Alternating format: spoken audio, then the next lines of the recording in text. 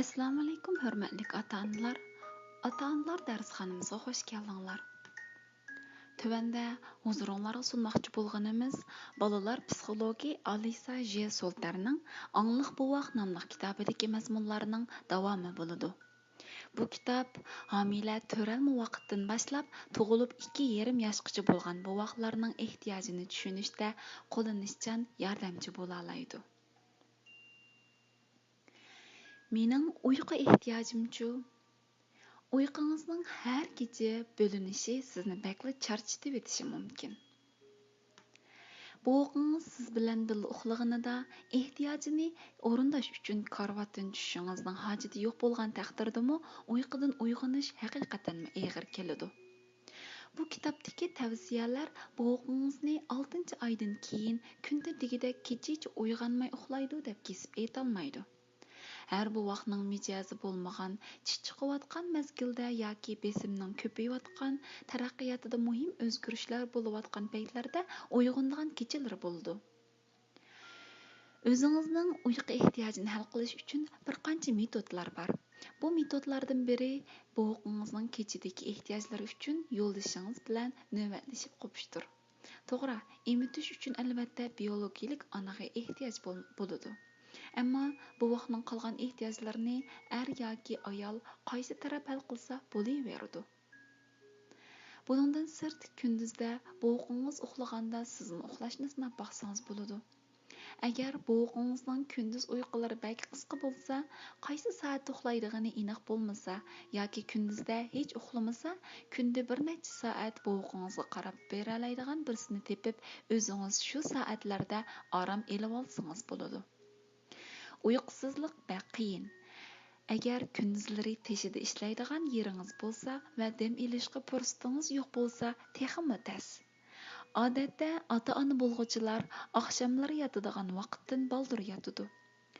Boğuqingiz kechalari uxlatmayotgan bo'lsa, har qanday yordamning ehtiyojingiz va haqqingiz ekanligini unutmang. Ba'zi ota-onalar kunduzlari buvoqlarga yaxshi qarash uchun uyquga ehtiyojimiz bor deganni bahona qilib, kechalari buvoqlarning yig'lashlariga pisand qilmaydi yoki anglamaganga soladi. Lekin kunduzi har qancha o'zingizni pido qilib qarasangizmi, yig'lagan vaqtida javob ololmagan bir buvoqning ishonch tuyg'usidagi yetarsizligini, qo'rqishini va kuchsizlik tuyg'usini har qancha qilibmi o'chirib olmaysiz. Boğuqingizning kechadagi yig'lashlariga pisand qilmaslik keyingi yillardagi ota-onalik vazifangizni qiyinlashtirib o'tishi mumkin. Keyingi yillarda bolangizning uyqu va o'rniga siyib qo'yish masalalari, qo'rqishlari, qor besishlari yoki ayrilishdagi haddidan ziyoda qo'rqishlar bilan yuzlanishingiz shart bo'lib qolishi mumkin. Dastlabki yillardagi o'zini beg'ishlagan asosdagi ota-onalik keyingi yillarda ko'rilishi mumkin bo'lgan ba'zi masalalarning oldini olishga turtkilik rol o'ynamoqda. Buvoqlarning 24 soat qarilishiga va beqilishiga ehtiyoji bo'ladi. Ota-onalik vazifasi hargizmi soat 8da, kechasi 8da tugamaydi. Dastlabki yillardagi ota-onalikning intayin qimmatli bir zamon va energiya dasmisi ekanligiga ishonaman.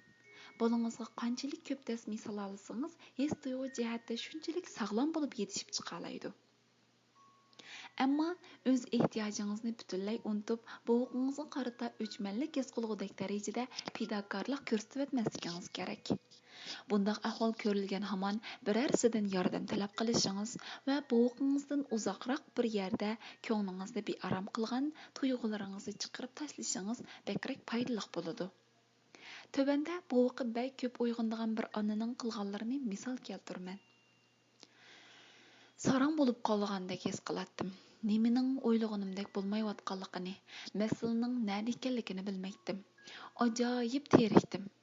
Uningga buncha vola ochiqlanganligini tasavvur qilish qiyin. Agar atdiganlari uncha vola herib ketmagan bo'lsam, uni rostla bak yaxshi ko'ratdim. Ammo kechalar bu ish davomlashgan sari ajoyib ochiqim keladiki, hatto varqirug'im yoki uni silkib etkim keladi. Omoq boğuqimni rosa bir ursam zuvonni yig'sa deb o'ylaydim. Mushu darajaga kelib qolgan edim. Haddidan ziyoda charchashdan va uni uxlatolmaslikdan umidsizlanib yig'laydim. Yo'ldashimmi shu yerda bor edi. Ammo ba'zida uningmi ochiqim keladi. Chunki u uyg'onmay uxlaveradi. Bak qiynaldim, lekin hech bir vaqt bovuqimni azorlamadim. Har qatim o'zimni qattiq tutib oldim. Balkim bu onaning o'ziga yig'lash fursati berishi, bovuqiga ziyon yetkazishining oldini olgan bo'lishi mumkin. Bu onaning his qilganlariga o'xshab ketadigan hissiyotlar sizdami bo'lgan bo'lsa, yolg'iz emasligingizni biling. Uyqusiz qolgan vaqtingizda o'zingizni terakkak his qilishingiz bekli normal. Ehtiyojingiz bo'lgan vaqtlarda o'zingizning yig'ilib olishiga ruxsat qiling. Yordam talab qiling va bu qiyin kechalarning o'tib ketadiganligini unutmang. Rahatlatish uchun imitish nimalarga sabab bo'ladi? Bovuqingizni to'yg'izishdan bekrak rohatlatish maqsadida bek ko'p imitayotgan bo'lsangiz, ham kechalardagi ko'p uyg'onishlarga, hamda bolangizni sutdan ayirgandan keyingi yig'illarga, hilidan hiliga terikib chechilishlarga va qarindosh petisholmasliklarga hozir bo'ling. Bu ish harakatlar bovuqingizning qayta yig'lash orqali o'zini davolashga tirishayotganligining ifodasidir. Bu yerda so'rashimiz kerak bo'lgan savol, bovuqingizning yaralarini texi bir bovoq vaqtida yaxshi qilishga yo'l qo'yib qo'ymasligingizdir. Bovuqingizni texi qo'rsiqqa rost ochmay turib emitishning yana bir natijasi bo'lsa, semizlik kesilidir. Ana suti emgan bovoqlarning haddidan ziyoda semiz bo'lishi, butulka bilan oziqlangan bovoqlarda bekrak ko'p ko'rilgan taqdirda mumkindir. Bir tadqiqotda Amerika Qo'shma Shtatidagi ana suti emgan bovoqlarning 19%ning, ya'ni har 5 bovoqdan birining semiz ekanligi ko'rsatilgan. Burun semiz mang'izlari va qat-qat pochoqlari bo'lgan semiz bovoqlar bekrak yaxshi ko'riladi. Ba'zi bo'lmoq yoki zoki e'lonlarda texnicha semiz bovoqlarning rasmlarini ishlatish orqali semiz bovoqlarning bekrak yaxshi va umoq bo'lganlik ko'z qarashlari yeyilmoqda. Ammo semiz bovoq semiz bir bola holatiga kelganida bizga undoq umoq ko'rinmaydi. Va odatda boshqa bolalarning mazoq qilish obyektiviga aylanib qoladi. Bundan boshqa semiz bolalarning keyingi kunlarda salomatligida masala ko'rilish nisbati bir qadar yuqori bo'lmoqda. Bovuqingizni qo'rsiqi och bo'lmagan va yig'lashga ehtiyoji bo'lgan ahvol ostida qayta emitaversangiz, his tuyg'ularini bostirish uchun emishga odatlanib qolishi mumkin. Har qatim ko'ngli yerim bo'lganida emishga ehtiyoj bordek his qilishga boshlaydi. Chunki u buningga odatlanib qolgan. Bu xil ahvolda 6 oylikdan cho'ng bovoqlarning har kecha kunduz 2 soatdan bir yoki uningdan ko'p ham fiziki jihatdan bir yerlar og'riyotgan vaqtda yoki ko'ngli yerim his qilgan vaqtda emgisi bordek ko'rinishga sabab bo'lib qoladi. Bu emishning barmoq emishga o'xshash kontrol qilipi holatiga kelib qolganligining ifodasi bo'lib, bir o'xshamaydigan yeri bovuqingizning o'z badanining bir parchasini emishning o'rniga sizning badaningizning bir parchasini emishdir. Anani emish kontrol qilipi holatiga o'zgarib qolganda shakarga xumor bo'lishga qarab taraqqiy qilib ketishi mumkin. Chunki ana suti xuddi tayyor bo'lmoqlarga o'xshash intayin tatliq bo'ladi. Agar bolangizga har xil yemekliklar sunilganda davomli tatliq yemekliklarni tanlayotgan bo'lsa, buning sababi haddidan ziyoda ko'p emitayotganlikdan bo'lishi mumkin. Qo'rsiqqa ochqanda emitilgan bovoqlarning tatliq narsalarga o'rganib qolishi bekrak oz ko'rildi. Bu bovoqlar keyingi zamonlarda ko'ktat va boshqa foydali yemekliklarni yeyishdan zo'q ola. Haddidan ziyoda ko'p emitilgan bovoqlar quramiga yetganda yig'lashga ehtiyoji bo'lgan vaqtlarda tomoq yeyish, ichish va tomoq chekish qatorliq vositalar bilan ish pishiqini chiqarishi mumkin. O'zining kayfiyatini nachar his qilsa, ko'nglini bearom qilgan narsalarni vaqtliq unutib, yig'inlarni bostirish uchun egizlarida davomli bir narsa bo'lishi kerakdek his qilishi mumkin.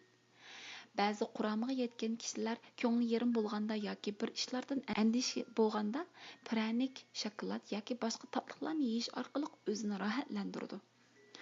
Ba'zi kishilar bu xil ahvol ostida bir stakan piva yoki tamaki orqali o'zini bezlaydi. Boshqalarning yordami va ko'nglini yerim qiladigan tuyg'ularni chiqarib tashlash fursati bo'lmay turib, bu xil odatlardan o'zi yolg'iz qutulish albatta oson emas. Yig'lashning emitilish orqali bostirilishining keltirib chiqaradigan yana bir ahvoli bo'lsa, bovuqingizning dastlabki vaqtlarda beshidan kechirgan zarbalardan, ya'ni tug'utdagi zarbalarga o'xshash yig'lash orqali qutula olmasligi bo'ladi. Dastlabki bosqichlarda ko'rilgan bu xil masalalardan biri hujum xarakterlik muomala qilish usulidir.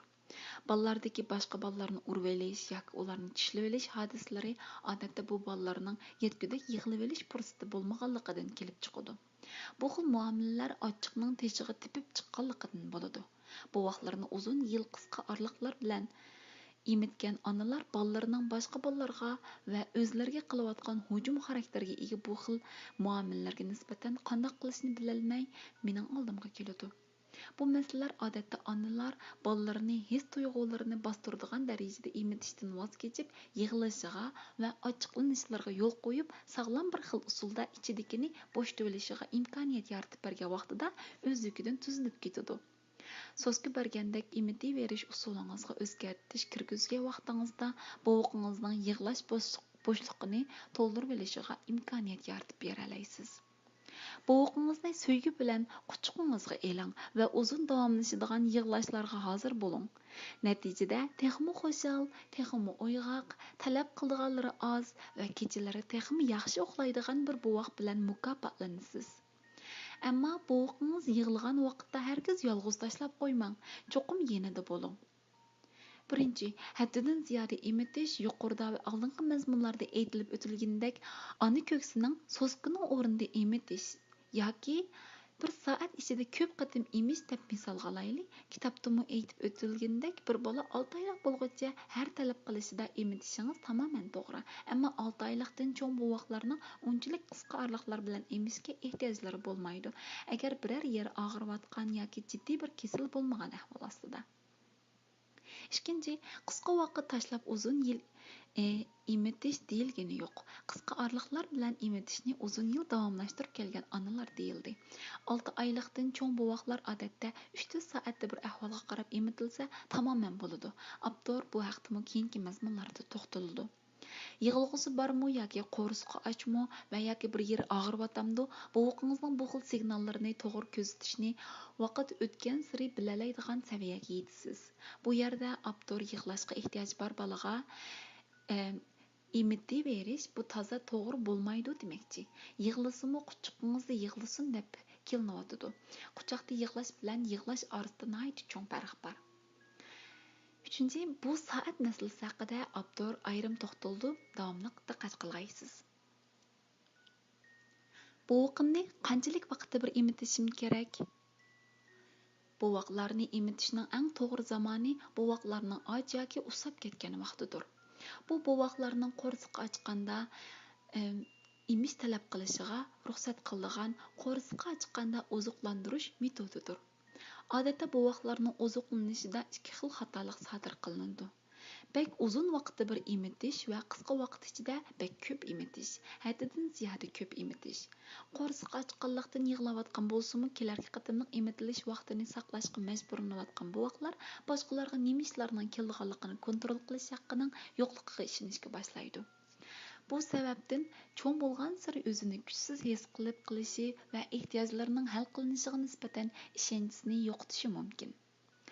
Ana bovoqining har qatimliq yig'lash sababini ochliq deb o'ylasa yoki bovoq dahi yangi emitilgan va och bo'lishi mumkin emas bo'lsa-mu, yig'lig'inida paslatishning to'g'ri usul ekanligiga ishonsa, bovoqini ziyoda ko'p emititishi mumkin. Yig'lashning besimini chiqarib etish funksiyasini yaxshi tushunolmagan ahvol ostida bearomlik his qilayotgan bir bovoqni paslatishning eng yaxshi usulining emitish ekanligini to'g'ri deb qarab qilish to'liq oson. Emitishning vaqtliq pasaytish roli bor. Bu rolning biologik bir funksiyasi bor. Emitishning pasaytish roli balki oshqozonlari to'q bovoqlarning vaqtincha tamkin bo'lishi ustiga qurilgan bir mexanizm bo'lishi mumkin. Buning bilan tamkinlashgan bovoqlarning ko'p midrash sabablik qusishlarining oldini olg'ili bo'ladi. Lekin bovuqingizning yig'lashga ehtiyoji bor turib, uni emitaversangiz faqatla yig'lashini bir mazgillik kechiktirgan bo'lasiz xolos. Bovoqlarni paslatish uchun davomli emitish ularning butun kun va kecha g'ingshishiga va talabchan bo'lib qolishiga sabab bo'lib qoladi. Chunki bu xil ahvolda yig'ilib qolgan besimlarni yig'lash orqali chiqarib etish fursati bo'lmaydi. Dunyoning an'anaviy madaniyatlarida emitish orliqlari orasida bek cho'ng farqlar bor. Ajoyib issiq bir iqlimda yashayotgan qabilalarda onalar buvoqlarini nihoyat qisqa vaqt ichida, ba'zida bir soat ichida bir necha qatim emitidi.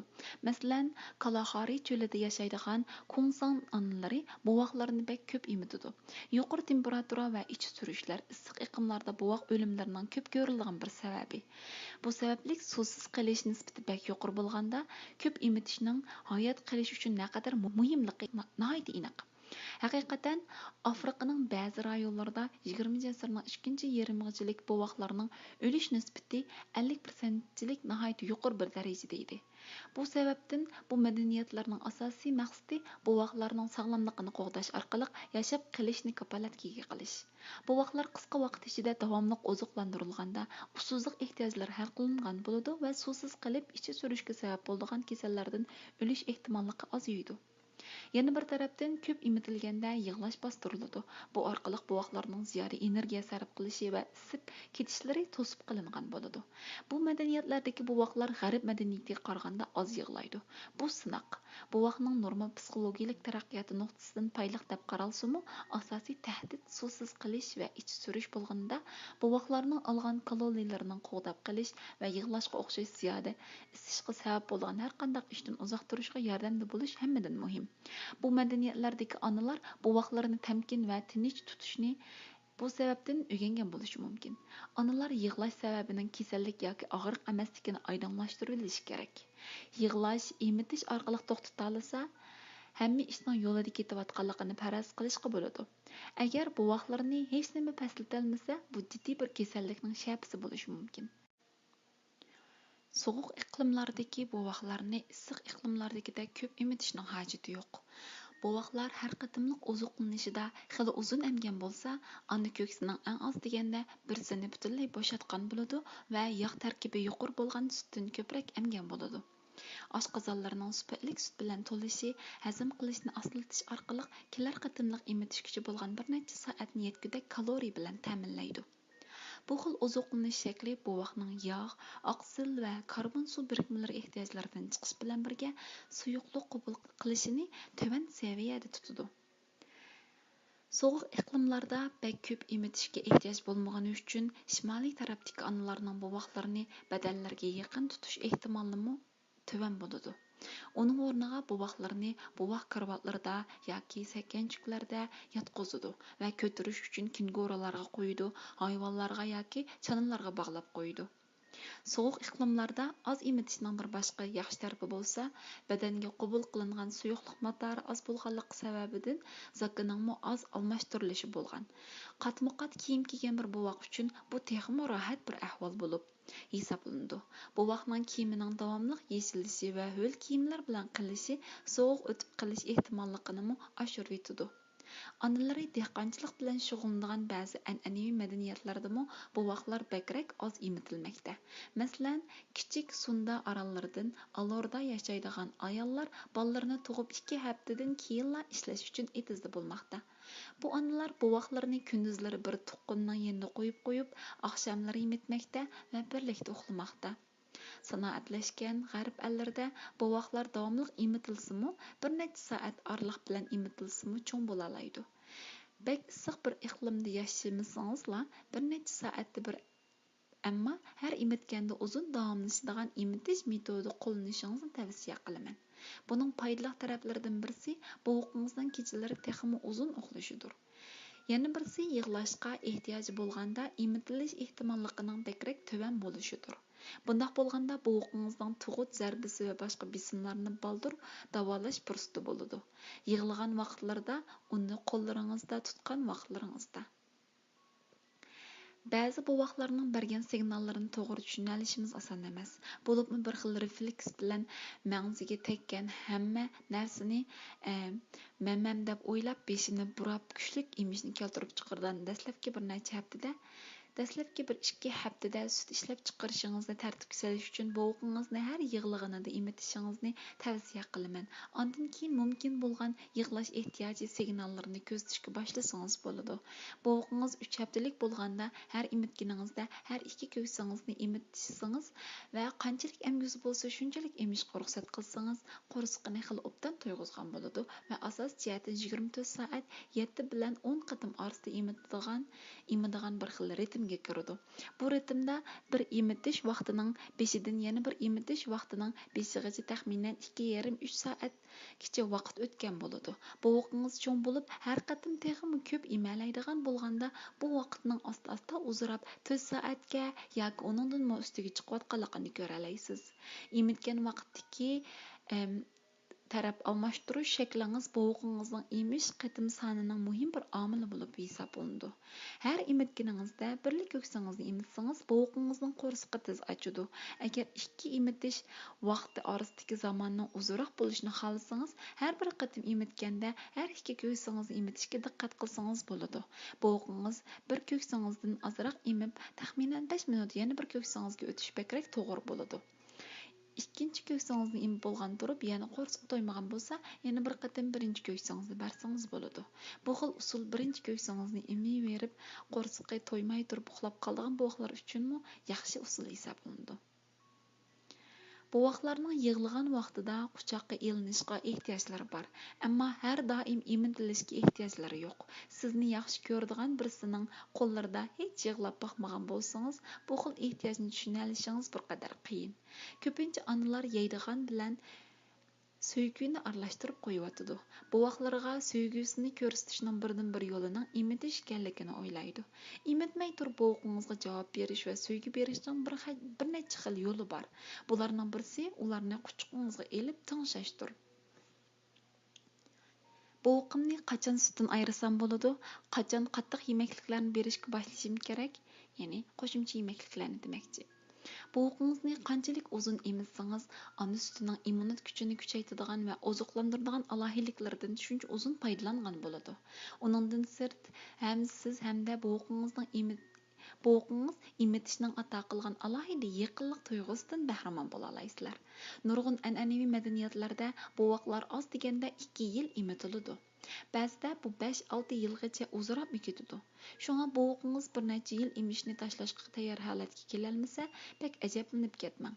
Agar emitish ishidan ona bola ikkinglar zo'q ilayotgan bo'lsanglar, bir necha yil emitganga hech nima bo'lmaydi. Afsuslarga shuki, g'arb madaniyatlarida bovuqlarni qisqa muddat ichida sutdan ayirish kerak deb qaraldi va 6 oy emitish uchun uzun deb hisoblanadi.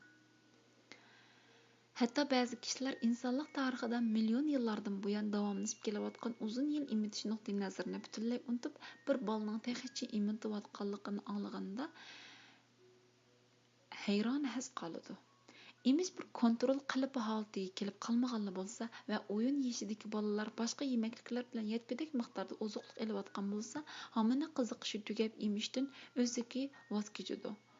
Bovuqlar qo'shimcha qattiq yemeklik bilan oziqlanayotgan bo'lsa-mu, odatda 1 yoshga kirmay turib o'zikidan emishdan voz kechishi nihoyat oz ko'riladigan bir xil ahvol. Yana bir tarafdan emish kontrol qilib holatiga kelib qolgan bo'lsa, o'yin yeshdagi bolalarning texmi uzun muddat emishi va sutdan ayrilishiga nisbatan qattiq qarshilik bildirish ehtimolligi yuqori bo'ladi. Mumkin bo'lsa, bovuqingizni eng oz 1 yil emitishingizni tavsiya qilaman. 1 yildan keyin agar ikkinglar zo'q elayotgan bo'lsanglar, zo'q elish his qilmaydigan bo'lguncha emitishni davomlashtirishning qilchi xato tarafi yo'qdir. Agar emitishni besim his qilayotgan yoki emitishga ra'yingiz yo'q turib, emitishni davomlashtirayotgan bo'lsangiz, buni bek to'g'ri bir fikr deb ketgili bo'lmaydi. Bovuqingizning emishga bo'lgan ehtiyoji ishtiyoqi yo'qmay turib, uni sutdan ayirishni o'ylashayotgan bo'lsangiz, buni asta-asta elib berishingiz lozim. Uningdan sirt bovuqingizning yaqinlik va oziqlanish ehtiyojlarining boshqa usullar bilan hal qilinishiga ahamiyat berishingiz lozim. Bovuqingizni sutdan asta-asta ayirish ko'ksingizning chinqilib og'rishi va ushtumtut yuz beradigan hormon o'zgarishlarini eng ozga tushiradigan bo'lg'achqa, siz uchunmi eng yaxshi usul hisoblanadi.